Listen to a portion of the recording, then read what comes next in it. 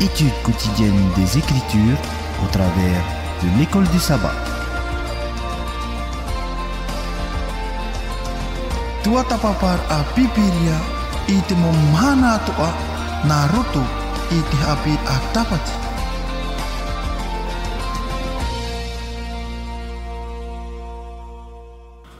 Bonjour tout le monde, bonjour vous auditeurs et auditrices de la radio La Voix de l'Espérance. Nous sommes heureux de vous accueillir sur nos ondes et nous sommes heureux aussi de vous dire que ce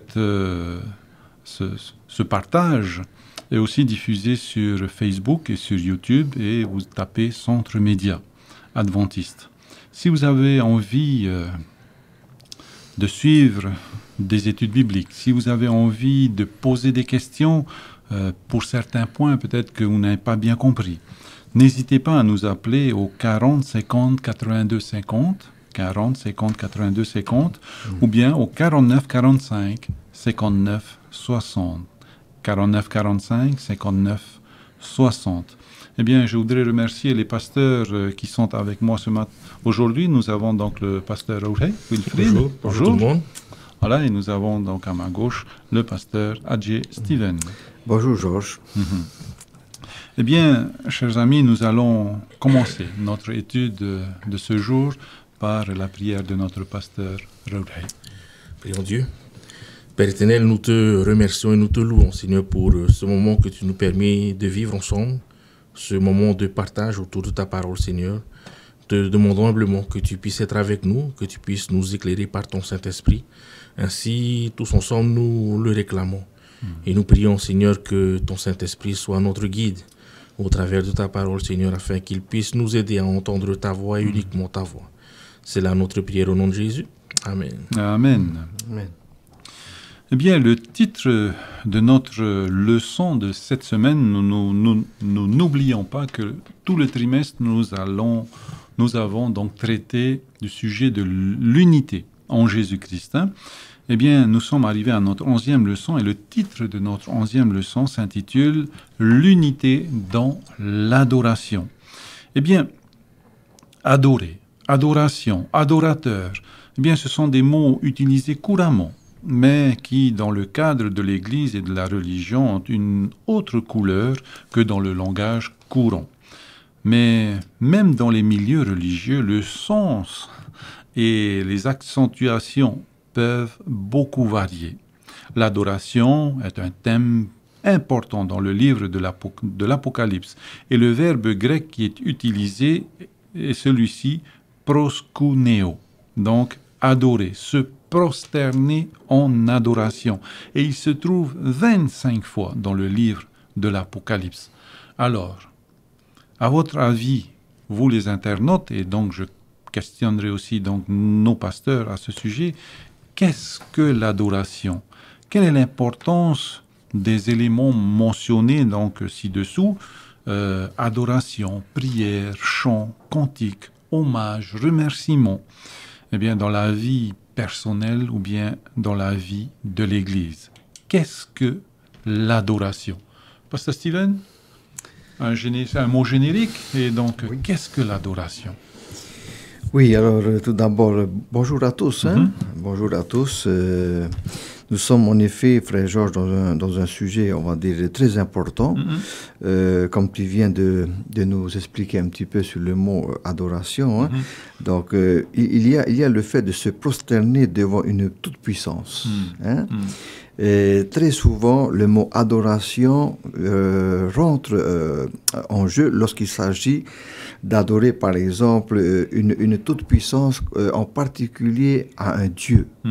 C'est là où le mot adoration entre en jeu, on va dire, est utilisé. Donc, rarement, il est question d'adorer les êtres humains, bien que cela est possible.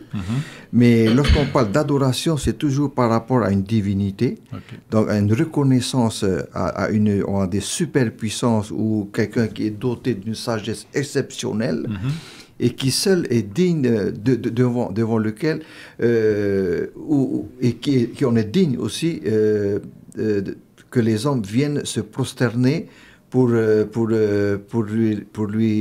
montrer, donc, faire part de ses honneurs, également lui faire part à travers des louanges, et de reconnaissance, de respect, pas parce que c'est un Dieu saint, par exemple.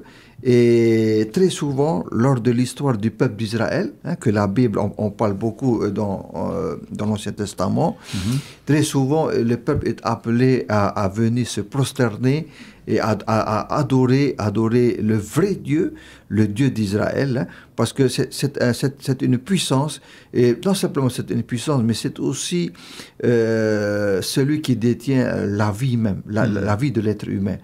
Donc on va dire que c'est grâce à cette divinité et par la foi de l'homme, et que l'homme, donc, en qui l'homme place sa confiance, parce que sa raison d'être, c'est grâce à cette divinité. Donc, le fait de se prosterner devant une toute-puissance, on va dire, devant une divinité d'ailleurs, le mot adoration entre en jeu. Il y a également le fait de prier par rapport à cette sagesse, à cette grande puissance, et la plupart du temps, cela est on va dire, est relié à une divinité, Georges, à un Dieu grand, magnifique, et l'homme a reconnu cela, il a découvert cela, et l'homme est invité à pouvoir se prosterner devant lui. Pourquoi? Pour lui faire part de sa reconnaissance, de son respect, parce que l'homme a découvert que c'est grâce à cette divinité qu'aujourd'hui il existe, et pourquoi il est là, et quelle est sa destinée, si ce n'est que, bien sûr, à travers de sa foi, c'est la vie éternelle. Bon, voilà en quelques mots, ce que je pouvais apporter, Georges, par rapport à cela. Merci beaucoup. Pasteur Raudhay? Juste peut-être pour ajouter un tout petit peu par rapport à ce que Pasteur Steven vient de rajouter, l'adoration est un thème plus que crucial. Depuis le commencement, depuis la Genèse. Depuis la Genèse, et même en remontant encore dans le ciel. Dans le ciel, oui. Le grand conflit, c'est dû à un problème d'adoration. Oui. Et ce thème continue depuis la Genèse jusqu'à l'Apocalypse. Et ce thème est encore plus important pour nous aujourd'hui, et nous allons voir aujourd'hui dans le partage de la leçon pourquoi c'est important, l'adoration. Et nous allons comprendre que c'est très important pour nous de comprendre ce que c'est que l'adoration, qui nous adorons, et comment nous l'adorons. Et donc nous allons développer ça dans l'étude de sa parole. Ok. J'aime beaucoup le qui nous adorons et comment, la forme. Donc est-ce qu'on y met une forme ou pas? Donc voilà, on va venir donc sur ces formes d'adoration. Alors, notre leçon, donc le verset donc, à mémoriser, on est dans l'Apocalypse, le dernier livre de la parole de Dieu, Apocalypse 14, versets 6 et 7. Je vis ensuite un autre ange voler haut dans le ciel. Il avait un évangile éternel pour l'annoncer aux habitants de la terre, à toute nation, à toute tribu, à toute langue et à tout peuple. Il disait d'une voix forte 2 choses. Craignez Dieu et donnez-lui gloire, car l'heure de son jugement est venue. Et, 3e, adorez celui qui a fait le ciel, la terre, la mer et les sources d'eau. Alors j'aimerais quand même qu'on vienne un petit peu sur ce craignez Dieu et rendez-lui gloire, et ensuite l'adoration. Alors, dans la Bible, souvent on entend se craindre Dieu. Est-ce que ce serait une adoration dans la peur? Est-ce que c'est une adoration dans la peur, en faisant très attention? Ce lieu est saint, donc il faut apporter donc qu'est-ce que j'apporte donc dans mon adoration pour, si c'est de la peur, ne plus avoir peur, parce qu'il faut adorer. C'est l'ordre de l'ange. Craignez Dieu et rendez-lui gloire. Et après seulement, il dit de l'adorer. Alors, Un pasteur veut intervenir sur ce craindre Dieu et, Oui. et lui donner gloire. Oui, merci Georges. Merci pour le texte d'Apocalypse 14, verset 7. Oui, tu as raison de souligner sur le mot craignez.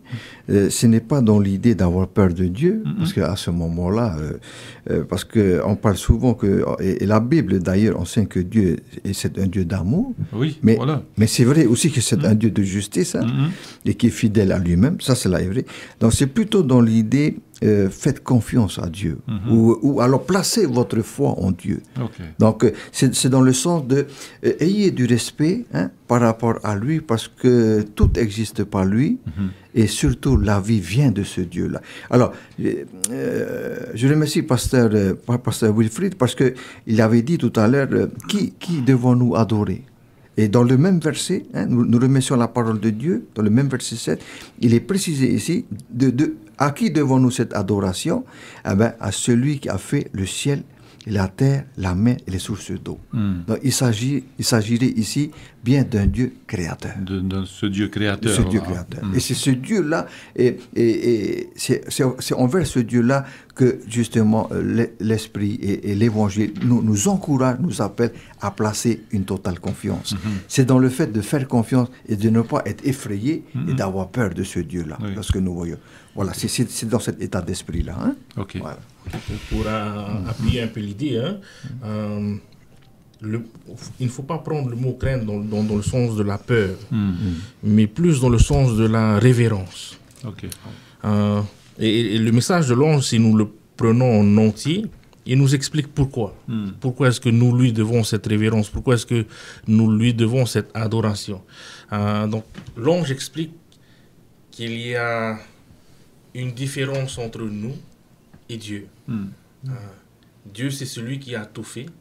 C'est la raison pour laquelle nous sommes là. C'est la raison pour laquelle il y a la nature. C'est la raison pour laquelle il y a toutes ces choses qui nous entourent. C'est la raison pour laquelle il y a la vie.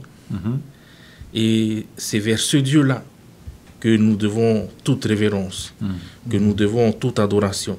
Et c'est vraiment quand on comprend qui il est, ce qu'il est, que l'on sera poussé à l'adorer, à le voir tel qu'il est, à le révérer pour ce qu'il est. Voilà. Ok, donc cette révérence, donc je serais tenté alors de dire craignez Dieu, donc révérez Dieu, révérez Dieu et rendez-lui gloire. Donc, sous quelle forme on pourrait rendre gloire à Dieu? Alors, révérer, donc c'est tout mettre en œuvre pour respecter, pour s'humilier devant notre Dieu tout-puissant, et donc lui rendre gloire. C'est quoi cette expression-là? Oui, c'est une forte expression, Georges. C'est apporter lui toute louange. Oui. Quand on glorifie Dieu, on le glorifie, c'est-à-dire on lui donne vraiment la première place au-dessus de toute chose. Quand on glorifie quelque chose, on l'élève à un niveau qui soit au-dessus, je précise bien, au-dessus de toute chose, parce que, comme disait le pasteur, nous reconnaissons que la vie vient de lui et tout existe uniquement que par lui.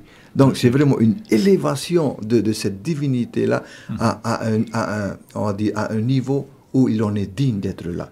Parce que nous avons connu et nous avons goûté combien il est grand, combien il est puissant et combien il est bon. C'est dans ce sens-là. Donc c'est un geste magnifique de fait de rendre gloire à un Dieu, en l'occurrence ici un Dieu créateur, n'est-ce pas? En respectant donc le verset 7 qui est ici donné, et nous voyons combien cet ange est puissant également, parce que dans notre monde actuel, il est bien question d'adoration lorsqu'on parle de salut. Et oui, Parce que le salut rentre aussi en jeu dans le fait d'adorer, comme disait Pasteur, qui devons-nous adorer, à qui devons-nous adoration, à qui devons-nous glorification, le fait de rendre gloire.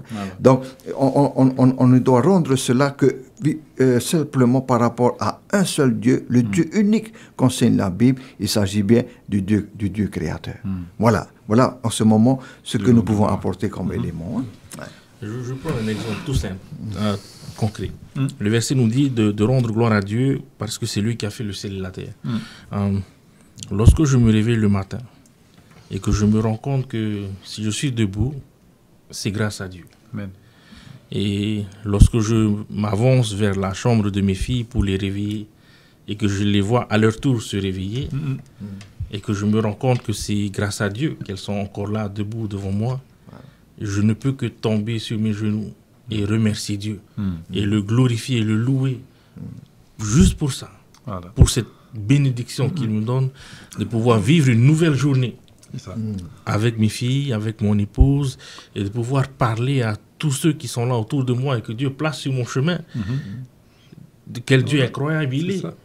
Et donc, je ne peux pas ne pas le faire. Lorsque j'ai compris ce que Dieu a fait pour moi, ce qu'il fait pour moi chaque jour, je le loue, je le glorifie de toutes mes forces. Et je remercie Dieu tous les jours pour cette bénédiction qu'il me donne. Et l'ange nous appelle à voir les choses comme cela. À voir que toute chose concourt au bien de ceux qui aiment Dieu. Voilà. Ok, donc voilà. Craignez Dieu, rendez-lui gloire, car l'heure de son jugement est venue. Donc là, on est bien dans la salle du tribunal. Adorez celui qui a fait le ciel, la terre, la mer et les sources d'eau. Alors, cette adoration-là, j'aime beaucoup la transition que tu as employée dans ton exemple concret. Tu tombes sur tes genoux. Alors, cette adoration-là, la forme que nous allons donner à cette adoration, alors, est-ce que l'adoration, c'est la liturgie du sabbat matin? Est-ce que la forme que nous donnons à cette liturgie, debout, assis, à genoux, quel sens on donne à cette liturgie qui a peut-être pris de la poussière? Pardon. Et quelle posture j'ai? Alors, si c'est que le sabbat matin, l'adoration, bon, ok, mais est-ce que c'est toute ma vie l'adoration et quelle posture pour cette adoration-là? Oui, alors, si on peut parler d'adoration, il y a juste un petit passage, Georges, que je vois dans le même livre, dans Apocalypse chapitre 4. Donc, si on peut revenir légèrement un peu vers le début. Oui. Ici, Jean lui-même voit en vision, dans l'Apocalypse chapitre 4, et puis il parle au verset 8 et 9 de 4 êtres vivants qui ont chacun 6 ailes et sont remplis de Dieu tout autour et au-dedans. Ils ne cessent de dire jour et nuit, Saint, Saint, Saint est le Seigneur Dieu, le Tout-Puissant, qui était d'abord, qui est et qui vient. Et le verset 9, Georges, nous dit, quand les êtres vivants rendent gloire, justement, on a parlé de gloire, de glorifier Dieu tout à l'heure, et honneur et action de grâce à celui qui est assis sur le trône, à celui qui vit au siècle des siècles. Le verset 10 est intéressant, genre. Les 24 vieillards se prosternent devant celui qui est assis sur le trône et ils adorent celui qui vit au siècle des siècles et ils jettent leur couronne devant le trône en disant. On va s'arrêter un peu là. Déjà ici, selon le verset 10 par rapport aux 24 vieillards, dans leur manière d'adorer Dieu, ils disent, ils se prosternent devant celui qui est assis sur le trône et ils jettent également leur couronne devant le trône en disant, tu es digne, notre Seigneur et notre Dieu, de recevoir la gloire et l'honneur et la puissance. Et il est vrai, c'est important de préciser pourquoi. Le milieu du verset 11 dit, car tu as créé toutes choses et c'est par ta volonté qu'elles existent et qu'elles ont été créées. Pour rejoindre l'idée de pasteur Wilfrid. Donc, il s'agit ici de rendre gloire, mais il s'agit aussi ici de comment adorer. Et nous voyons ici, concernant les êtres vivants et surtout les 24 vieillards, eh ben, c'est carrément, on m'a dit ici, ils se prosternent devant Dieu, celui qui est sur le trône, et ils l'adorent ainsi, et jusqu'à jeter leur couronne devant le trône en disant, eh ben, etc., avec ces paroles de louange et d'exclamation. Donc, maintenant, c'est vrai, ça c'est, on va dire, c'est le côté physique peut-être de l'adoration, c'est-à-dire on les voit certainement s'agenouiller, mais je pense que le fait de s'abaisser devant Dieu, ça enseigne beaucoup de choses. Le fait de s'abaisser, je pense qu'on peut dire se prosterner devant Dieu, même déjà se mettre sur ses genoux, comme on parlait pas tout à l'heure, c'est un énorme signe de reconnaissance envers Dieu, envers celui qui est la source de la vie et surtout le créateur de toutes choses. Un énorme signe de reconnaissance, le fait de pouvoir s'abaisser, c'est un signe d'humilité aussi. Je pense que c'est un grand signe d'humilité, parce que Dieu, quand même, est digne de tout cela, parce que c'est grâce à lui que l'homme existe. Il est celui qui nous a créés, et il souhaite le meilleur pour nous. Voilà. Un énorme signe de reconnaissance et aussi donc de prière et d'adoration. Voilà. Amen. Voilà ce que je pouvais annoncer. Cette adoration, quelle forme, quelle posture? Toutes les fois où on parle d'adoration de Dieu, donc dans la parole de Dieu, il y a toujours ce mot qui revient, prosterner. Quand on arrive dans l'Apocalypse, il est encore plus souligné, plus appuyé. Il y a le texte d'Apocalypse 7 où on parle des anges qui se prosternent et qui adorent Dieu. Donc il y a toujours cette posture de, voilà, littéralement face contre terre devant Dieu, en signe d'adoration. Il y a aussi un texte dans l'Ancien Testament où Dieu va rejeter toutes ces formes d'adoration. Je ne sais pas si vous vous rappelez de ce texte.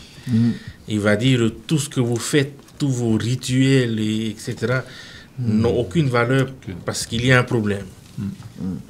Le problème est dans le cœur.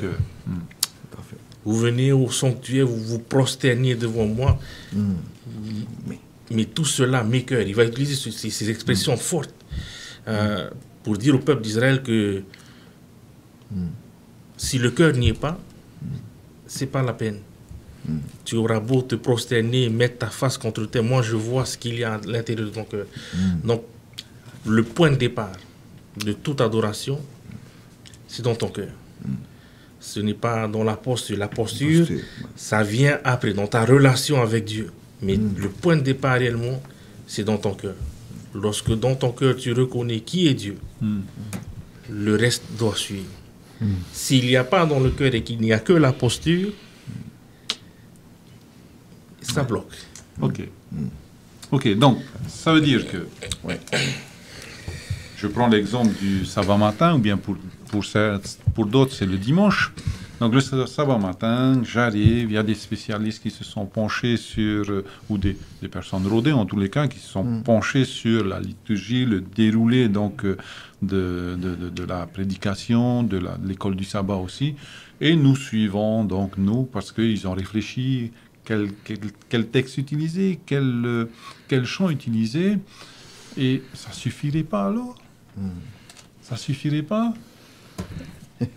Tu parles du cœur, Comment alors faire prendre conscience aux fidèles, quels qu'ils soient, aux invités qui arrivent le matin, que nous sommes en présence de Dieu et que l'adoration, ce n'est pas l'adoration des lèvres, mais bien l'adoration du cœur.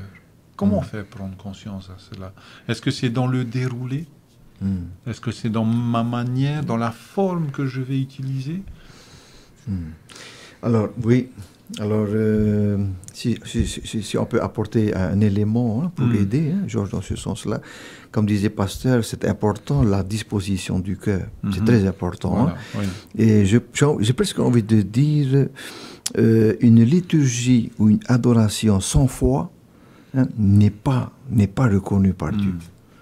Parce qu'il faut que celui qui s'approche de Dieu croit que Dieu existe. Autrement dit, si on vient adorer Dieu, et c'est simplement, et d'ailleurs, les champions dans cette matière, ce sont bien les Juifs pharisiens, hein, qui à un moment donné se sont trouvés en problème devant Jésus. Hein, parce qu'il montrait une adoration extérieure, mais alors que, comme disait le pasteur, alors qu'à l'intérieur, voilà, c'était des ossements de mort. Assez fort, ça. C'est ça. Donc, il y a l'adoration purement extérieure, juste pour se montrer, hein, que nous sommes on va dire, des personnes ferventes, hein, et tout. Mais la réalité mais la véritable adoration va au-delà de l'apparence. Et c'est là où ce qui est à l'intérieur du cœur prend de la valeur aux yeux de Dieu. Celui qui qu'elle soit ou qui qu'il soit, qui désire venir s'approcher de Dieu, n'est-ce pas, qu'il soit à genoux, ou qu'il soit debout, ou qu'il a la posture de se prosterner, frère Georges, alors il faut que cette posture soit le fruit d'une confiance en Dieu et soit le fruit d'une foi, réelle dans le cœur de cette personne. Sinon, devant Dieu, je ne vois pas quel poids ça aurait, cette adoration-là. Et voilà pourquoi le fait de faire confiance et de croire en ce Dieu-là que nous adorons est important à ce moment-là. C'est cela, en fait, qui valide, n'est-ce pas, l'adoration, et qui valide le fait que tu reconnais que le seul vrai Dieu qui est digne de gloire et de louange, c'est bien le Dieu créateur. Et lorsqu'on a pris conscience de cela, et je pense que c'est plus, en effet, la disposition du cœur qui est important, plus que la forme. Parce que, à un moment donné, je vais ouvrir une petite parenthèse, on a raconté l'histoire d'une femme une femme croyante, qui un jour avait eu un violent accident de voiture, et il voulait prier Dieu. Mais comme elle était coincée par son volant, alors comment est-ce que dans ce cas-là, elle peut prier Dieu si ce n'est que de fermer les yeux, parce qu'elle était blessée, elle était prise au piège dans sa cabine, hein, dans son habitacle, et elle a fermé les yeux et elle a dit, elle a prié Dieu de pouvoir exaucer sa prière et pouvoir agir et venir à son secours. Pas longtemps après, hein, Georges, la solution est là. La solution est arrivée. Voyez un peu. Là. Donc, elle n'avait même pas la posture parce qu'elle ne pouvait pas le faire, hein, parce que les circonstances font qu'elle ne pouvait pas s'agenouiller parce qu'elle vient d'avoir un accident. Et pas longtemps après, le Seigneur est venu à son secours et elle a été, on va dire, libérée à temps de sa voiture avant que la voiture explose. Voilà, c'était juste un petit témoignage pour dire que, attention à la posture, hein, la posture sans obéissance à Dieu, sans la foi, pas non, ça ne traduit pas ce que le Seigneur demande de nous. Hein. Voilà, c'est le cœur que Dieu regarde, comme disait le pasteur. Ouais, ça c'est vrai. Okay. Alors, lorsqu'on a mis en place notre liturgie, la liturgie est là pour nous aider à mieux vivre ce temps d'adoration. Donc il y a des moments où nous sommes debout, il y a des moments où nous sommes à genoux. Donc cela est là pour nous aider à mieux vivre l'adoration. Mais il y a la question de cœur, comme on l'a souligné, comme Pasteur vient de le souligner. Quand on prend quelques exemples concrets dans la parole de Dieu, l'exemple de Moïse, quand il était devant ce buisson ardent, ne t'approche pas de ce lieu. Oui. Dieu l'a dit, si tu t'approches, retire tes sandales. Voilà. C'est pas le lieu qui était, c'était la présence de Dieu qui faisait que ce lieu était saint. Quand on prend l'exemple du prophète Élisée ou Élie qui voulait parler, il me disait à Dieu, mais je peux pas, j'ai des lèvres impures, je ne suis pas digne, je ne suis pas digne de pouvoir parler pour toi. Il y a plein d'exemples comme ça où on montre à quel point Dieu c'est sa présence. Voilà. La présence de Dieu est un Dieu saint, Dieu est un Dieu puissant. L'épisode du mont Sinaï, Moïse a vu juste partie de son dos. Voilà. Et en descendant, les peuples disaient que le visage de Moïse brillait pendant des jours, juste parce qu'il a vu. On parle d'attitude. devant la présence de Dieu. On parle de posture. Et il y a un texte dans Jacques, chapitre 2, verset 19, où Jacques dit, tu crois en Dieu, c'est bien. C'est bien. Les démons croient aussi. Ils croient aussi, mais ils trompent. Et ils tremblent. Et oui. Ils croient en Dieu, ils tremblent. Si les démons tremblent, Tout à fait. Et nous alors? et nous alors, quelle devrait être notre attitude devant ce Dieu? Tout à fait. Donc il y a beaucoup à réfléchir sur notre manière d'adorer. Mais comme je l'ai dit au début, Pasteur l'a souligné, quand nous sommes connectés à Dieu, au travers d'une relation quotidienne, continue, de par cette relation va découler notre attitude face à Dieu. Parce que nous l'adorons lorsque nous sommes devant lui, mais nous l'adorons aussi dans notre attitude, dans notre quotidien, dans notre manière d'être. Et donc, l'école Sabbat va nous pousser à réfléchir et à nous rappeler. Première chose, souviens-toi de qui il est. Qui est ce Dieu? Lorsque tu t'en souviens, lorsque tu verras qui est vraiment ce Dieu. Voilà. Quand tu comprendras la toute-puissance de ce Dieu et comment on est une graine de poussière dans l'univers, il s'est penché sur notre état de pécheur, eh bien, le cœur devrait s'élever vers ce Dieu créateur. Alors, je pense à l'épisode aussi de la femme samaritaine qui disait à Jésus, mais vous dites qu'il faut adorer à Jérusalem, mais c'est ici que nos pères ont adoré. Et Jésus de lui répondre, eh bien, bientôt, ceux qui m'adoreront en esprit et en vérité. Magnifique, hein? Magnifique. Alors, cette adoration-là, ce culte d'adoration, c'est ce que nous devons rendre à Dieu. Mais nous avons aussi cet aspect où nous avons un faux culte. Hein? Donc le texte qui nous est proposé se trouve dans Matthieu, chapitre 4, versets 8 et 9, où le tentateur fait tout pour que le Seigneur Jésus pêche. Et donc, versets 8 et 9, il nous est dit, le diable le transporta encore sur une montagne très élevée, lui montra tous les royaumes du monde et leur gloire. Et il lui dit, je te donnerai toutes ces choses si tu te prosternes et m'adores. Et voilà encore, celui qui voulait être adoré, qui voulait usurper donc le trône de Dieu, la position de Dieu, et il a volé notre terre à Dieu, et il prétend donc, tout cela m'appartient, si tu te prosternes et tu m'adores, eh bien, ça sera pour toi. Là encore, l'adoration, fausse adoration.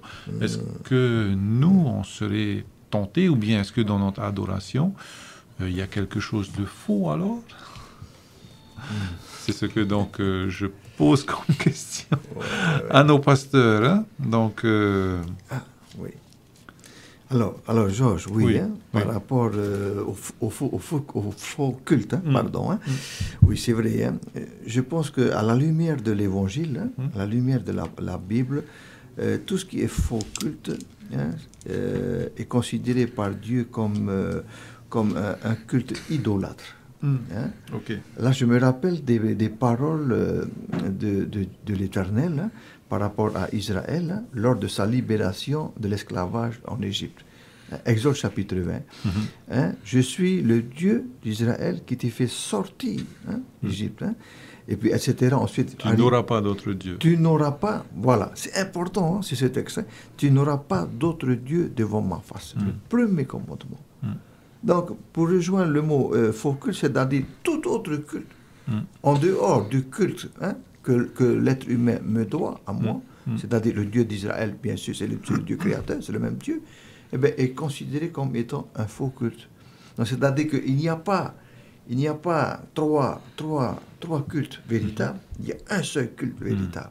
Et là où les paroles de Jésus par rapport à la femme samaritaine, dont on parlait si peu là, et c'est vrai, hein, ce ne sera plus à Jérusalem où on pourra adorer Dieu, et heureusement, parce que et nous alors ici à et nous en Polynésie, est-ce qu'on doit se rendre à Jérusalem pour adorer Dieu?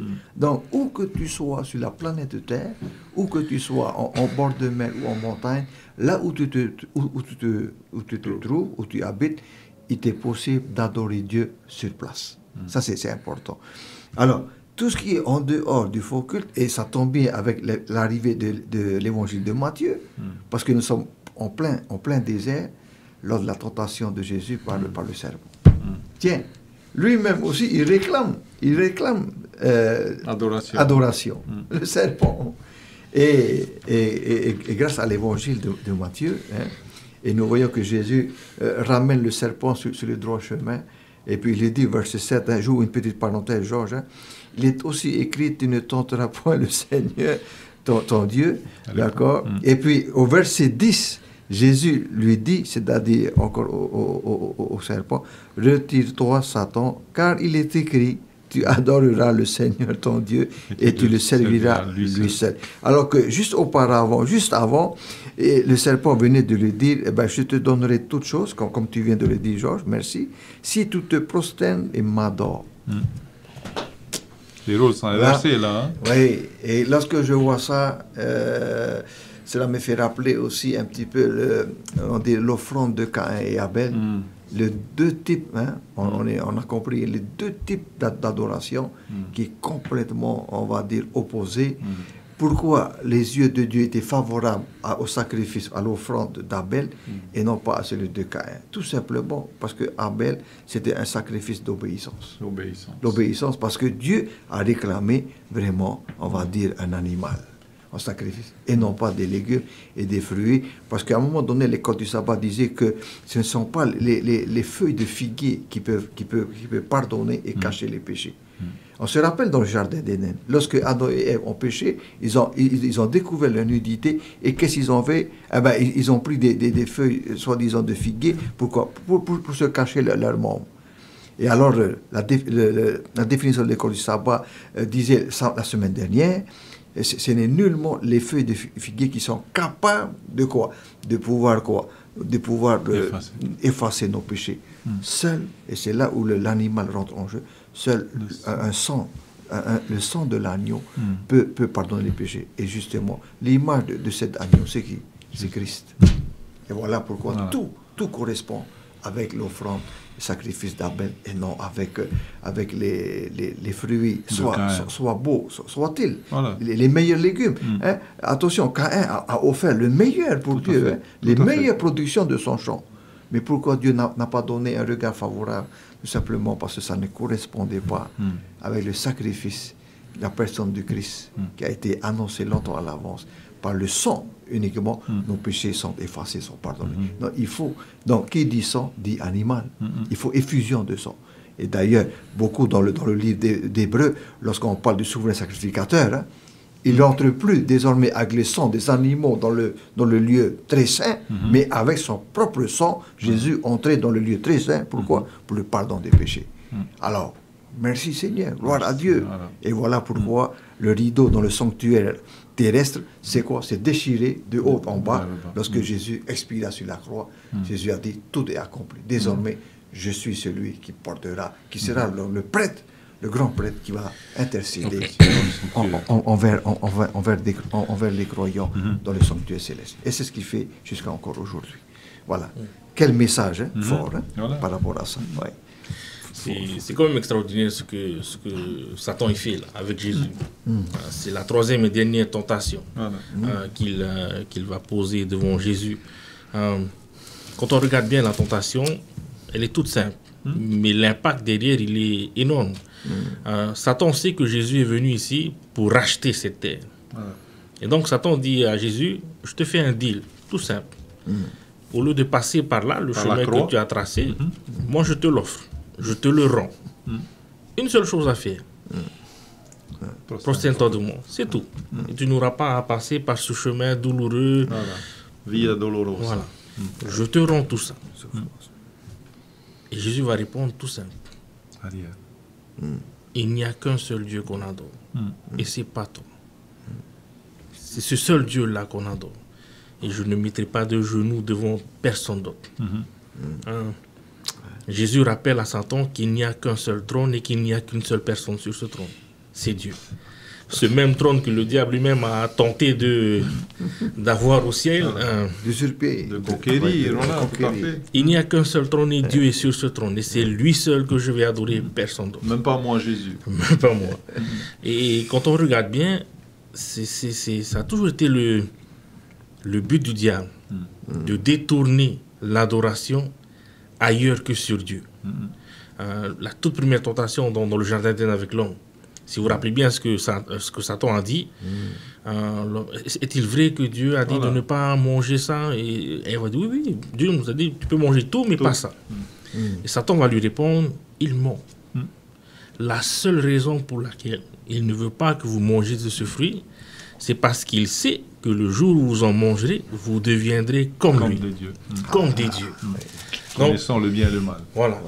Et donc Satan était en train de pousser Ève et Adam par la suite à détrôner Dieu et à se placer sur ce trône. Et quand on regarde aujourd'hui, c'est un peu ce qui se passe. Je suis roi de ma vie, je décide de ce que je vais faire, je fais ce que je veux, il n'y a personne qui va me dire... Ça a commencé dans le jardin d'Éden, et c'est ce que Satan a toujours essayé de faire, c'est ce qu'il fait là avec Jésus dans le désert. Ce chemin-là, il est douloureux. Voilà. Moi, je t'offre l'option facile. Agenouille-toi simplement devant moi. Donc Satan est en train de dire à Jésus, je reconnais que je suis... Voilà. Dieu. C'est moi le roi. Et c'est tout. Et la réponse que Jésus donne est une réponse extraordinaire. Et l'école de sabbat nous rappelle que cette question, elle est cruciale pour nous. Elle a toujours été une question cruciale pour tous les enfants de Dieu. On nous donne l'exemple des amis hébreux. Oui, les trois compagnons de Daniel. Voilà, tout à fait. On ne se rend peut-être pas compte, mais ils étaient face à la mort. Il y a la fournaise qui les attend. Hein? Il y a la fournaise. Le roi n'avait pas seulement construit la statue, mais il avait construit la fournaise à côté pour tous ceux et toutes celles. Aucune opposition. Pas de rebelles. Voilà. S'il y a des rebelles, fournaise. La trompette sonne et il y a les trois qui sont debout. Bouge pas. On les convoque devant le roi. Le roi dit je vais faire sonner encore une fois. Je vous donne une dernière chance. Quand la trompette sonne, agenouillez-vous. Et les jeunes vont répondre c'est même pas la peine de faire sonner la trompette, ça ne changera rien. On adore un seul Dieu. C'est une expérience extraordinaire pour nous aujourd'hui. Parce qu'aujourd'hui, les faux cultes ont des formes diverses. C'est vrai. Ouais. Et quelquefois, on ne s'en rend pas compte. Et subtil. Très subtil. Très. Et on passe à côté d'un moment où mais cette question est là. Ouais, qui est-ce que j'adore? Dieu ou qui est-ce que je place sur le trône? Je laisse Dieu sur le trône ou je place autre chose? Un exemple tout simple. Le matin, je me réveille. À côté de mon lit, il y a ma petite Bible avec mon livre d'imitation. Mais il y a aussi mon téléphone avec des notifications qui sonnent. Qu'est-ce que je fais? D'abord les notifications et je regarde, je réponds au message ou d'abord mon temps avec mon Dieu. Un moment bref de quelques secondes. Mais ce choix, il est fait. Voilà. Le choix va déterminer qui est-ce que j'ai placé sur le trône. Voilà, donc j'aime beaucoup ces moments que j'appelle de vérité où, voilà, qu'est-ce qu'on fait le matin au réveil? Est-ce que notre première pensée s'élève vers notre Seigneur et dire merci Seigneur, je suis vivant, merci pour l'être et le mouvement? Eh bien, ces trois, j'admire leur foi et ce qui va déterminer notre salut par rapport à cette adoration-là, c'est notre foi.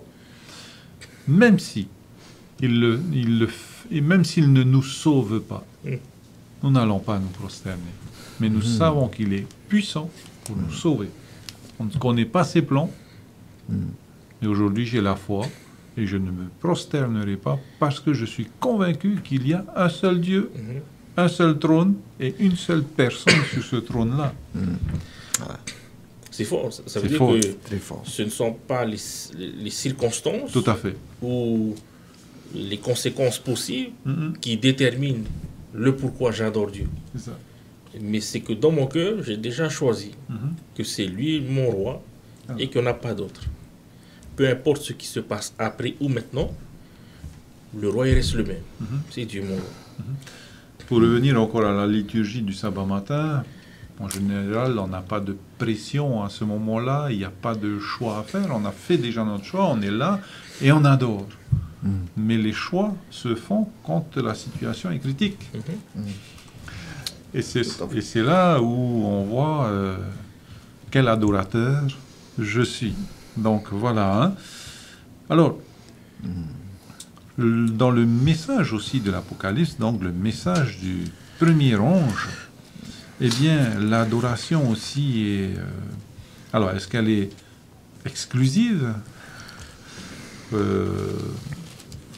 au culte de l'école, à l'église le sabbat? Donc voilà encore ma question par rapport à la liturgie du sabbat. Hein. Donc, alors je vis. Où est-ce qu'il est mon texte? Voilà, Apocalypse 14, versets 6 à 12. Je vis un autre ange qui volait par le milieu du ciel, ayant un évangile éternel pour l'annoncer aux habitants de la terre, à toute nation, à toute tribu, à toute langue et à tout peuple.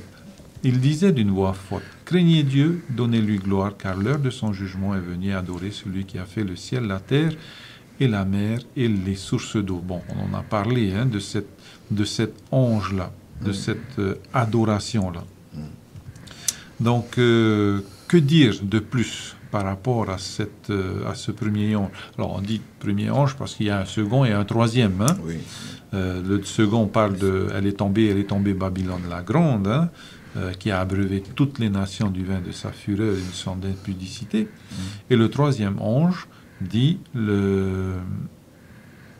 Alors, et un autre ange, un troisième, les suivit en disant d'une voix forte, « Si quelqu'un adore la bête et son image, et reçoit une marque sur son front ou sur sa main, il boira lui aussi du vin de la fureur de Dieu, versé sans mélange dans la coupe de sa colère. » Alors, voilà, donc cette adoration-là, j'irai même jusqu'au troisième ange, Oui. où nous sommes invités, donc, parfois peut-être, ou bien souvent, donc, à ce moment-là, en tous les cas,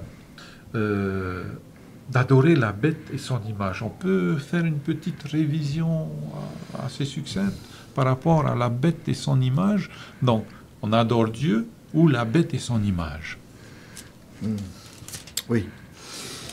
Alors, Georges, comme tout à l'heure, j'avais entendu que concernant le faux culte, hein, je reviens juste sur ça, parce que ensuite, on va revenir sur ce que nous venons de lire là, et tu as tout à fait raison. Donc, vraiment, on va dire, le diable, Satan, c'est vraiment le spécialiste, on va dire même le meilleur, en matière de contrefaçon. Oui. Le fait de copier-coller sans être la vérité, sans être la réalité.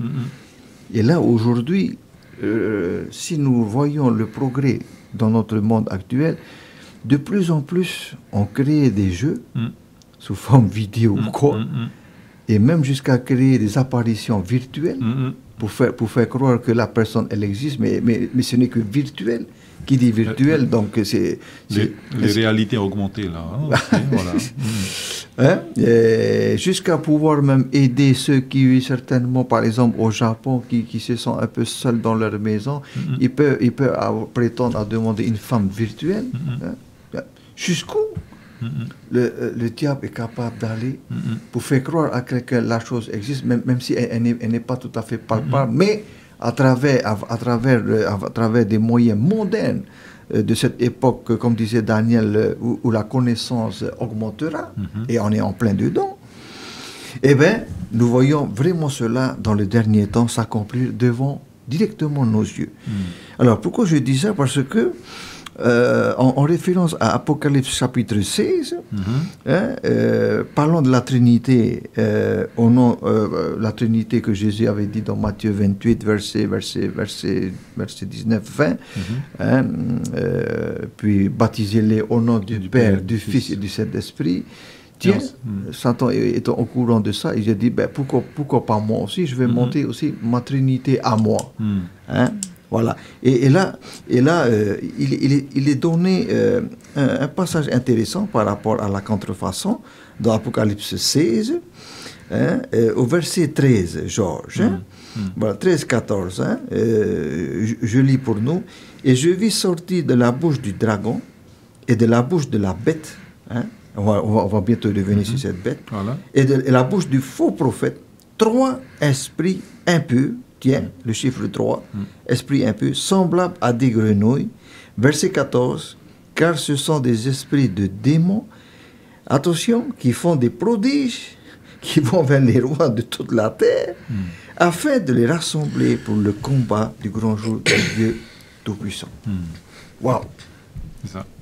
Donc, nous voyons quoi? Nous voyons que Dieu possède sa Trinité, La vérité. elle est clairement énoncée, voilà, la vérité, c'est-à-dire la vraie Trinité, et lui, il fait aussi pareil, 3 esprits de démons, c'est-à-dire le dragon, le faux prophète, et puis voilà, ici, et aussi donc la bête, aussi à lui, 3 puissances également, et qui vont faire le tour de la terre, n'est-ce pas, rencontrer les rois, et pour faire de grands prodiges, c'est bien précisé.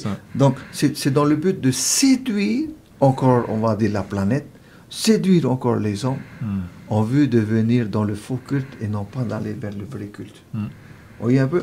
Donc, encore là, qu'est-ce qu'on touche du doigt? On toucherait encore ici du doigt le grand conflit cosmique, on l'a compris, entre Christ et Satan. Comme le conflit que nous avons vu tout à l'heure dans l'évangile de Matthieu 4, dans le désert, ce conflit ayant déjà commencé au ciel, se poursuit encore sur cette terre, au travers de quoi? Au travers de ce que dit l'école du sabbat, au travers de ce faux culte. Nous voyons quoi derrière ce faux culte? Encore ce conflit, n'est-ce pas? Se perpétuer entre Christ et Satan de son côté. Donc, mais gloire à Dieu, parce que lorsque nous revenons dans notre Apocalypse 14, tu as parlé de bêtes et de son image. Et de son image. Donc, la bête, selon notre théologien russe, qui avait justement parlé de l'école du sabbat, qui avait traduit l'école du sabbat la semaine dernière, si je ne me trompe pas, Renko Stefanovic, voilà, son nom revient. Renko disait que il y a une seule bête véritable, et cette véritable bête, c'est Satan en personne. Mais l'image de la bête, ce sont ceux qui se sont soumis à sa puissance et qui deviennent entre ses mains, c'est-à-dire entre les mains de la bête, c'est-à-dire qui est le dragon, qui est Satan lui-même, ses agents. Waouh! Donc, je ne vais pas citer de nom, mais selon la prophétie, Georges, nous voyons à qui nous pensons. Tous ces agents humains qui se sont pliés à la puissance du dragon, n'est-ce pas, vont donc réaliser des choses qui sont en parfaite opposition, je dis bien, par rapport à ce que l'Évangile enseigne. Et voilà comment le faux culte, n'est-ce pas, aussi se propage dans le monde pour semer la confusion, pour dire que de toute manière, ce n'est pas grave, puisque nous adorons un seul Dieu. Mais pourtant, nous n'avons pas la même liturgie. C'est ça. Les liturgies diffèrent d'une religion à une autre. Donc, aussi, logiquement, s'il y a un seul Dieu, il y a une seule manière d'adorer. Et pourquoi il y a différentes manières? Et nous voyons que le grand responsable de ça, ce sont des agents que Satan utilise, n'est-ce pas, à travers de ces esprits de démons, pour pouvoir séduire encore l'humanité et semer la division, semer surtout la confusion. Et bientôt, on va venir voir dans confusion en parlant de Babylone la Grande. Voilà. C'était juste une parenthèse. Rapidement, il n'y a que 2 groupes. Ceux qui adorent le vrai Dieu et ceux qui ne le font pas. La grande question à se poser aujourd'hui, Dans quel groupe on est? dans quel groupe est-ce qu'on est? C'est ça. De tous les messages que Dieu aurait pu envoyer au travers des 3 anges, le premier message qui arrive, c'est adorer, craigner Dieu et adorer Dieu. Donc c'est une question cruciale qu'on doit se poser. Est-ce qu'aujourd'hui, dans mon adoration, je suis en harmonie avec ce que Dieu m'enseigne dans sa parole? Un peu, et comme nous allons le voir par la suite, avoir cette attitude des Bériens. C'est ça. Pas seulement entendre, C'est ça. Vérifier. mais chercher, Mais tous les jours, ils cherchaient, ils Chercher. sondaient les Écritures. Voilà. vérifier, Vérifier. comprendre. Parce que cela, on va de notre vie éternelle. C'est une question importante pour nous parce que nous nous rapprochons de plus en plus, comme l'ange le dit, du jugement final. Du jour où le groupe de gauche, le groupe de droite. On verra ceux qui sont à gauche, ceux qui sont à droite. Ceux qui entreront et ceux qui malheureusement n'y entreront pas. Voilà, donc, un encouragement pour chacun d'entre nous à chercher, sonder les Voilà. Écritures, Voilà, c'est ça. vérifier. Même ce que nous disons ici sur le plateau, Il faut aller vérifier. vérifier. Mais bien tout sûr. le temps, tout le temps. Bien sûr, et ça c'est primordial. Hein. On peut faire des glissements La lumière de la- et ne pas annoncer la vérité. Et c'est à vous, chers internautes, aussi, chers auditeurs de la radio, de nous appeler, de nous dire nous ne sommes pas d'accord avec ce que vous avez dit. Voici ce que la Bible dit. Hein. Donc voilà, la parole de Dieu, c'est la vérité et pas nos interprétations à nous. Donc, je vous invite à présent à venir voir un petit peu comment les premiers chrétiens adoraient. Hein? Un texte, c'est dans Acte 2, verset 42, qui résume très bien leur manière d'adorer ou bien de vivre, en tous les cas, leur christianisme. Il disait, ce texte dit, Acte 2, verset 42, « Ils persévéraient dans l'enseignement des apôtres, dans la communion fraternelle, dans la fraction du pain et dans les prières. » Donc voilà un petit peu des pistes d'adoration en tous les cas, et on voit bien que ce n'est pas que le sabbat. Ils persévéraient dans l'enseignement des apôtres. On voit qu'il y avait des églises de maison, et dans ces églises de maison, donc, il y avait le partage du pain. On pourrait se dire, bon, ben, c'est un peu lourd, hein, tous les jours on se voit, tous les jours il faut partager, tous les jours il faut préparer. C'est vrai que certaines familles ou bien certaines personnes ont pris un style de vie où ils ne mangent rien le soir. Et donc, si on se rencontre le soir pour manger, donc, allez, quel intérêt? Quel intérêt j'irai avec eux puisque je ne mange pas le soir. Donc, comment ça se fait qu'à un moment donné, dans l'Église primitive, eh bien, ils persévéraient donc dans cet enseignement des apôtres, dans la communion fraternelle, dans la fraction du pain, dans les prières. Et donc, ce sens-là, c'est toute la journée durant. Hein. Un exemple nous est donné donc lorsque Ilkija, souverain sacrificateur, donc et le secrétaire de l'époque, hein, dit: j'ai trouvé le livre de la loi dans la maison de l'Éternel, caché là dans le mur. On a retrouvé ce livre de la loi. Et donc comment le roi donc a mis en place ce pardon. Et remis à l'ordre du jour, l'adoration. Donc, voilà comment les premiers chrétiens adoraient, et nous aujourd'hui. Oui, alors si on peut rajouter quelque chose Oui, sur cette partie, Georges, en effet, hein, lorsqu'on regarde un petit peu leur manière de vivre entre eux, hein, ces apôtres-là, ben, nous avons l'impression de voir plus une notion de famille. Oui. Parce qu'ils se partageaient tout. Tout. Hein? Non simplement l'étude de l'écriture, mais aussi les repas. Voilà. Ils prenaient les des besoins repas. des uns des autres. Ah, ça, c'est extraordinaire, ça, je trouve. Hein. Il y a une ouverture d'esprit, mais je trouve magnifique. Et ce que je vois là derrière cela, c'est qu'ils ne s'attardaient pas simplement dans l'étude de la Bible, cela c'est vrai, ils étaient assidus et fidèles donc aux Écritures, mais aussi ils partageaient le repas ensemble, ils prenaient du temps à converser les uns avec les autres, et ils s'encourageaient, et ça j'aime bien cela, ils s'encourageaient mutuellement dans leur marche spirituelle avec Dieu. Ah ça, moi je tire mon chapeau, parce que qui ne voudrait pas vivre une telle expérience, oui. comme ils avaient vécu également les apôtres lors de la Pentecôte. Ça, je trouve ça vraiment encourageant, réconfortant de savoir que il y avait ce lien-là entre eux, certainement parce que je pense que le Saint-Esprit aussi il a donné de sa part aussi, certainement, pour qu'ils puissent vraiment vivre d'une manière, on va dire, beaucoup plus ouverte, et surtout, j'aime bien le mot fraternel, dans la fraternité, et il n'y avait pas cet esprit d'égoïsme, au contraire, c'était plus un esprit de partage qui régnait parmi les apôtres. Moi, je trouve ça fabuleux, vraiment formidable. Alors, le verset dit qu'ils persévéraient dans l'enseignement des apôtres. Voilà. Ils étaient assidus dans l'étude de la parole. Et on voit que la parole de Dieu, l'étude de sa parole, a une place importante dans l'adoration. Voilà. Parce que c'est au travers de l'étude de la parole qu'on apprend à connaître qui nous adorons.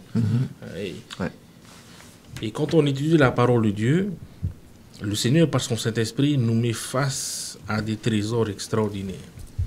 Et c'est un peu comme la réaction du roi qui découvre ce bout de parchemin caché dans le mur, et il se rend compte qu'il y a des choses à rectifier, il y a des choses à corriger, il y a des choses à remettre en place, et il va tout faire, il va tout bouger pour que tout son peuple soit en harmonie avec la parole de Dieu.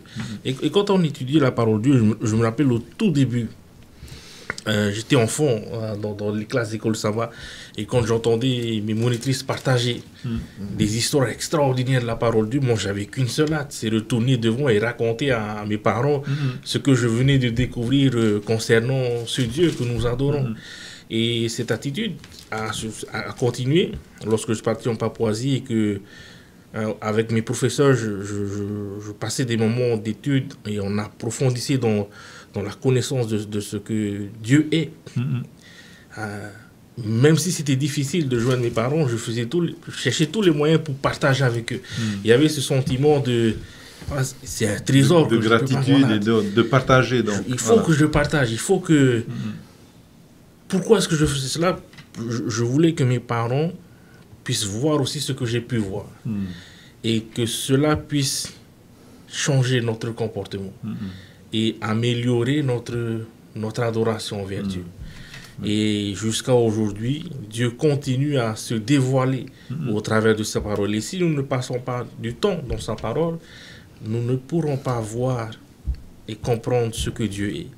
Mais à chaque fois que nous parcourons la parole de Dieu, Dieu trouve toujours un moyen de se montrer à nous. Et de montrer que réellement, il est digne d'être adoré, il est digne d'être loué et glorifié. Voilà. Amen. Alors, par rapport à ce temps de partage, je me pose la question en tant que responsable d'église. Nous avons des semaines chargées. Tous, enfants, jeunes, adolescents et adultes, même personnes âgées. Comment faire pour que cette vie de prière, cette vie de sonder les Écritures jour après jour, comment dégager du temps? Quels conseils donner donc à nos internautes pour dégager ce temps-là pour la prière? Parce que le sabbat, il est super chargé. On répète, on va faire des visites. Amen, Seigneur, pour les visites aussi le sabbat. Mais est-ce que le sabbat, entre amis, à part le partage de l'école du sabbat, à part la prédication qu'on reçoit, est-ce qu'on dégage un moment pour pouvoir sonder les Écritures? Je pose cette question-là parce que je l'ai vu faire. Je l'ai vu faire à Maranatha, où un petit groupe, soit une dizaine, dès qu'on a fini de manger, parce que souvent on mange à l'église, vous pouvez venir en tant qu'invité, donc il y a toujours à manger à l'arrière. On partage ce moment-là du repas et je pense que ça a permis aux uns et aux autres de se connaître mieux. Hein? Parce qu'au début, ceux qui se connaissent se mettent ensemble, ceux qui se connaissent se mettent ensemble, et au fur et à mesure, ça a mélangé un peu les groupes d'intérêt, de discussion. Mais j'observais ce petit groupe-là qui, après le repas, se mettait en attendant l'heure, donc autour d'un texte. Autour d'un texte. Ça, c'est un exemple, hein, pendant le jour du sabbat. Donc pour eux, le plus important, c'était ce partage-là. Bien sûr, ils respectent l'école du sabbat et le culte, super, l'adoration. Mais voilà, il y a un petit temps de battement là. On met à profit, on est ensemble pour pouvoir plonger nos regards dans la parole de Dieu. Et il faut les écouter. Hein. Chacun son petit regard, hein, sa petite note différente, et c'est très enrichissant. Voilà. Donc personnellement, à la maison, on le fait. Mais comment inciter nos membres d'église, nos fidèles, nos invités à aimer la parole de Dieu? Est-ce que vous avez des recettes? Est-ce que vous avez des conseils? Est-ce que vous avez... Pour que, en fait, c'est être comme les Béréens. Oui. Pour que lorsque la parole de Dieu est partagée, dire non. C'est pas la vérité, c'est pas la lecture. Oui, alors là, en rejoignant le texte d'Actes chapitre 17, dont tu as bien fait de nous rappeler concernant le voyage de Paul et Silas pour Bérée, frère Georges, à partir du verset 10.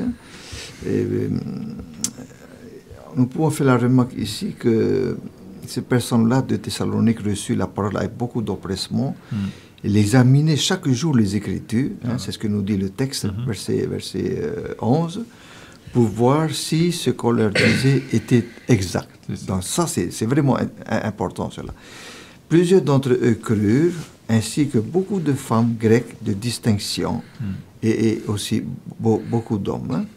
Voilà, etc., etc. Donc, il semblerait que par rapport à ceux de Bérée, qu'ils auraient une qualité, c'est que non simplement ils écoutaient, mais ils vérifiaient également que ce qu'ils écoutaient, c'était bien exact. C'était vraiment cela qui était écrit.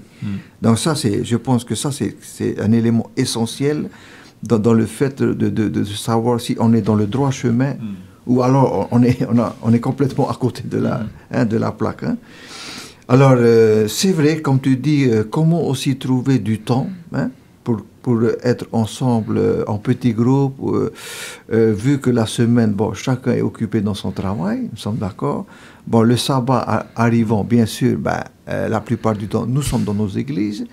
Donc, finalement, il resterait peut-être le jour du dimanche pour son foyer, sa famille. Mais dans la relation chrétienne, c'est vrai que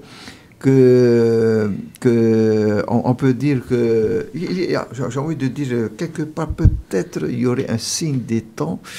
C'est que je remarquerai que l'arme que le diable utilise à la fin des temps, c'est de nous occuper au maximum.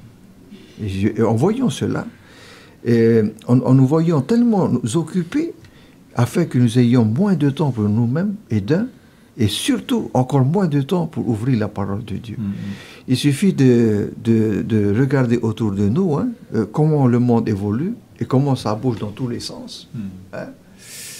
Est-ce que le progrès est forcément bien lorsque le progrès vient, n'est-ce pas, nous pomper toute notre énergie et tout notre temps, tellement pris par des choses, bien sûr, qui ne sont pas du tout de la parole de Dieu, mais des choses, on va dire, pleinement terrestres, qui fait qu'on est déjà tellement occupé là qu'il ne reste plus de temps pour ouvrir la parole de Dieu. Et là, la communion fraternelle au temps de la Pentecôte nous interpelle, et peut-être qu'il y aurait, j'en suis sûr, peut-être qu'il y aurait un message que les apôtres du temps on va dire, de la Pentecôte étaient en train de transmettre au peuple de la fin des temps et à nous dire hey, soyez vigilants. Hein?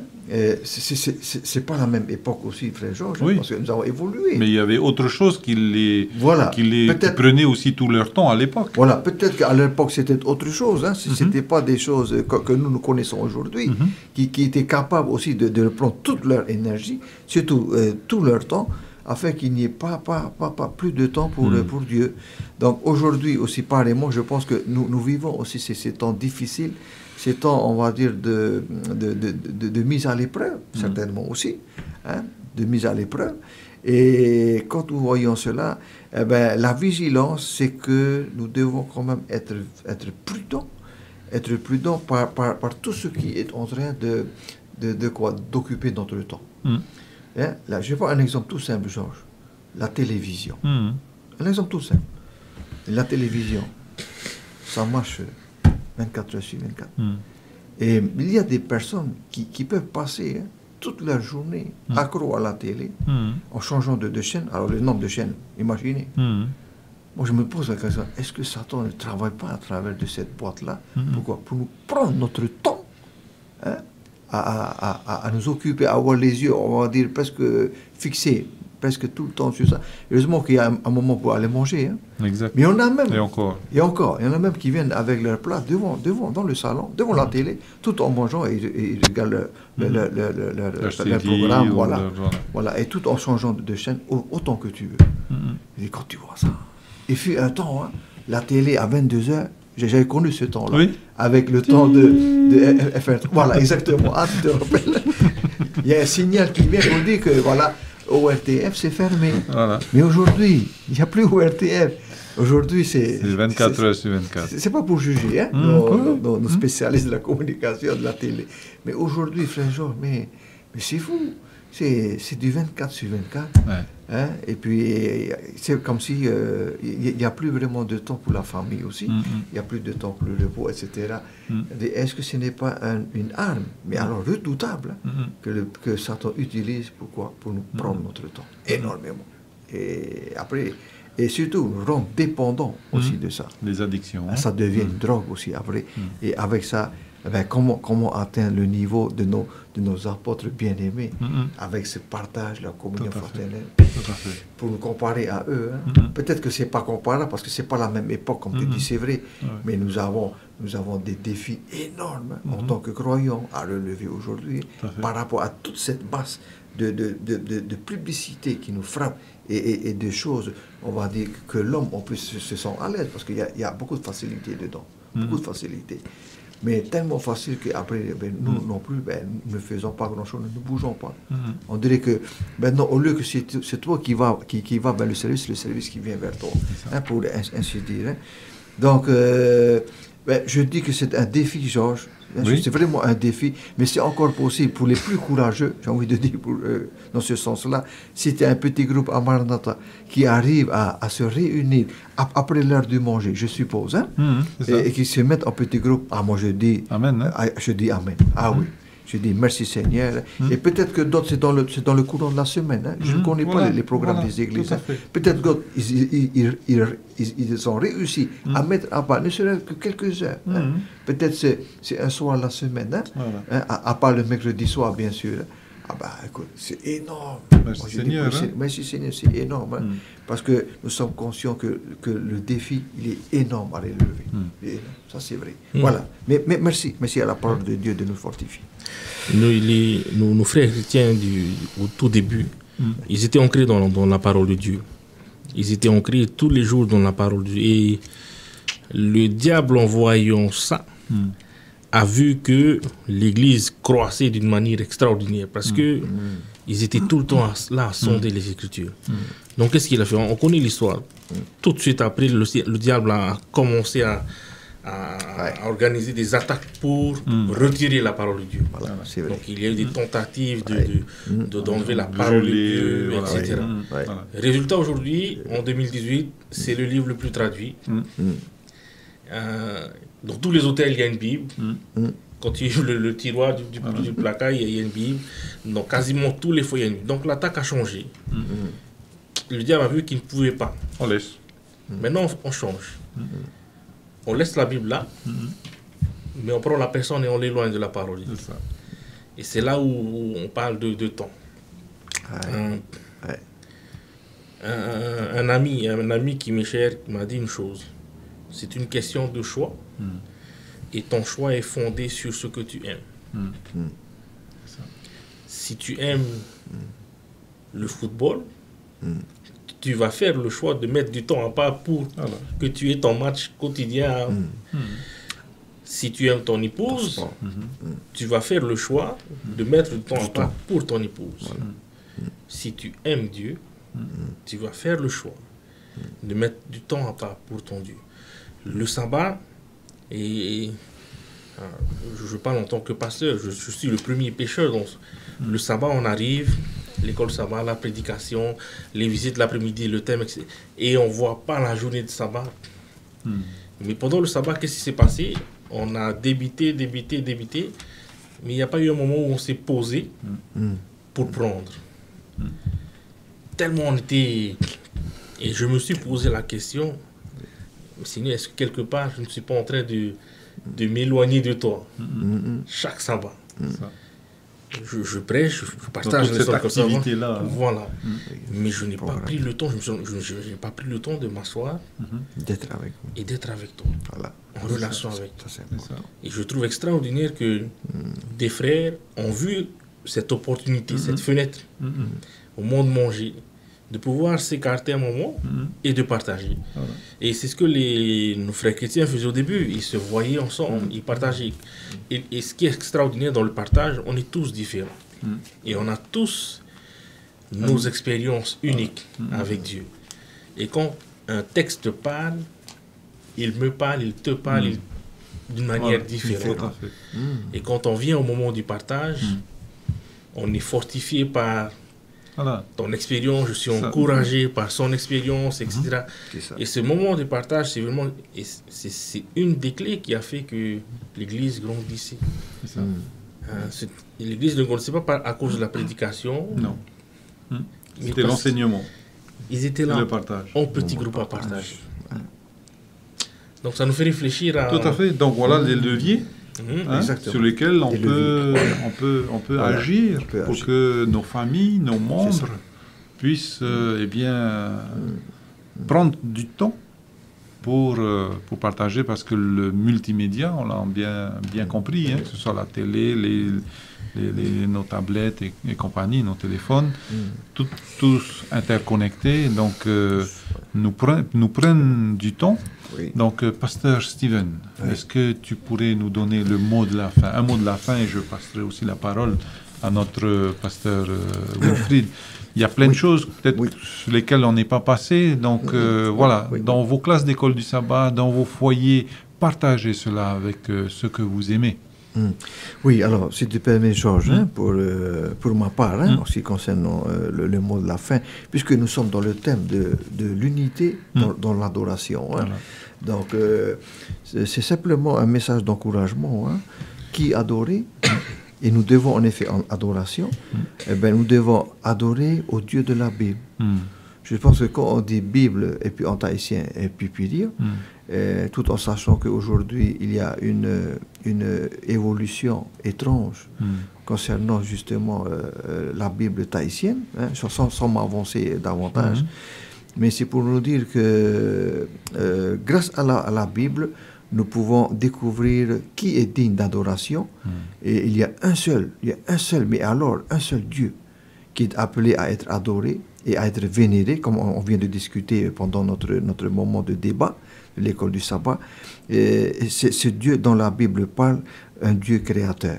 Ce qui est extraordinaire de ce Dieu, c'est que tout existe par lui, la lumière existe par lui, on va dire la vie existe par lui, et aussi l'homme que nous sommes existe par lui.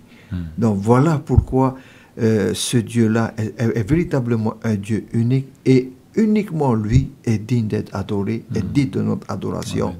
c'est aussi, on va dire, le Dieu de l'Église primitive, avec les apôtres. Nous avons étudié, et avec la venue de Jésus, le Dieu d'Israël, bien que parfois Israël était, n'est-ce pas toujours fidèle dans son adoration, mais Dieu savait les reprendre, parce que Dieu aimait véritablement son peuple, et seul lui savait comment reprendre ses enfants. Donc, comme message d'encouragement, pour ne pas justement tomber dans le faux culte, dont parle également très bien notre école du sabbat, eh bien, adorant le Dieu de la Bible. Le Dieu de la Bible, c'est le Dieu qu'enseigne la Bible, c'est le vrai Dieu, à savoir, il a des lois, il est le créateur, lui aussi enseigne que le 7e jour, c'est le jour du sabbat, etc. Et par Jésus, par la foi en Jésus, eh ben, nous pouvons être délivrés, nous pouvons être sauvés lorsqu'il reviendra avec puissance. Voilà, donc plaçons notre espérance, notre confiance dans ce Dieu de la Bible, nous précisons, le Dieu de l'Évangile, le Dieu de la Bible. Voilà. Amen. Voilà. Pasteur Wilfried, le mot de la fin? Rapidement, 2 choses. Hier soir, j'étais complètement épuisé. Et je vais au lit avec mes filles pour prier. Et c'est mon aîné qui prie. Et je remercie Dieu pour ce désir qu'elle a de prier. Et là, je m'assois à côté d'elle. Elle est à genoux. Elle commence à dire, papa, on fait la prière, et elle remarque que je suis assis. Et là, elle me donne une tape sur le dos. Papa, on prie Dieu. Tu te mets à genoux. Leçon d'humilité. J'étais fatigué. Mais ce Dieu que nous servons, avec tout ce qu'il fait pour nous, mérite ça. C'est ça. Et je me suis mis à genoux à côté de ma petite et elle a prié. Nous adorons un Dieu extraordinaire, le roi des rois. Et la Bible nous dit, c'est la deuxième chose que j'aimerais dire, que ce roi revient bientôt. Il revient sur les nuées des cieux pour venir chercher ses enfants. Et la Bible nous dit que quand ce jour arrivera, nous le verrons face à face. Nous verrons enfin ce Dieu que nous avons adoré depuis le début, que nous adorons aujourd'hui. Donc ma prière pour nous aujourd'hui, étudions sa parole, apprenons à le connaître, car Dieu revient bientôt pour nous chercher, pour nous ramener à la maison. Amen. Eh bien, pour conclure notre leçon de cette semaine, un texte donc dans Apocalypse 14, verset 12, c'est ici la persévérance des saints qui gardent les commandements de Dieu et la foi de Jésus. Alors, quand nous nous assemblons comme une famille pour communier et adorer, les Écritures nous adressent des paroles venues de Dieu pour guider nos vies, en préparation de notre mission et en préparation du retour de Jésus. Bien, chers amis, je voudrais remercier les deux pasteurs qui m'ont aidé donc à parcourir cette leçon. Si toutefois vous avez des questions à poser, si toutefois vous avez vous aussi envie d'étudier cette parole de Dieu, n'hésitez pas, appelez le 40 50 82 50, 40 50 82 50 ou bien le 49 45 59 60. N'hésitez pas aussi à poster des messages sur Facebook ou sur YouTube, Centre Média Adventiste, et nous répondrons donc à vos questions et à vos besoins et à vos désirs donc d'étudier la parole de Dieu. Et c'est avec la prière de notre pasteur Steven que nous allons conclure. Merci Georges. Donc nous prions. Oui, Éternel notre Dieu, nous voulons tout d'abord te remercier pour cette étude de la leçon de l'école du sabbat concernant justement cette unité, et puis Seigneur, avec ce message que tu nous donnes ici pour fortifier encore notre espérance et pour nous montrer combien Ta parole est riche de bénédictions et riche d'encouragement pour augmenter encore plus notre confiance et notre foi. Car en effet, cette leçon nous enseigne qu'un seul est digne d'adoration et uniquement ce Dieu de la Bible. Et seul est celui, la seule qui est digne de louange et digne d'être adoré parce que c'est le Dieu de la vie et non le Dieu de la mort. En premier, car nous étions perdus et c'est lui qui est venu à notre recherche comme une brebis égarée nous étions. Et par Jésus-Christ et par son sang coulé sur la croix, tu as permis, notre Dieu, que nos péchés soient effacés devant ton trône de grâce.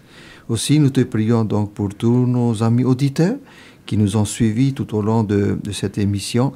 Bénis aussi chacun de nous autour de cette table, sans oublier bien sûr nos équipes à la technique, ainsi que également, Seigneur, tous ceux qui propagent au loin ton évangile éternel.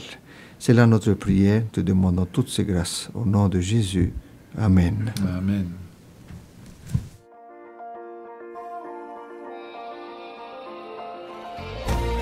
Vous pouvez retrouver toutes nos émissions en version podcast sur lvdl.pf. In hinhi o to if ar of a hoi tatatu mo fanhor a in ai hoi tatatu tahua na tirara LVDL.pf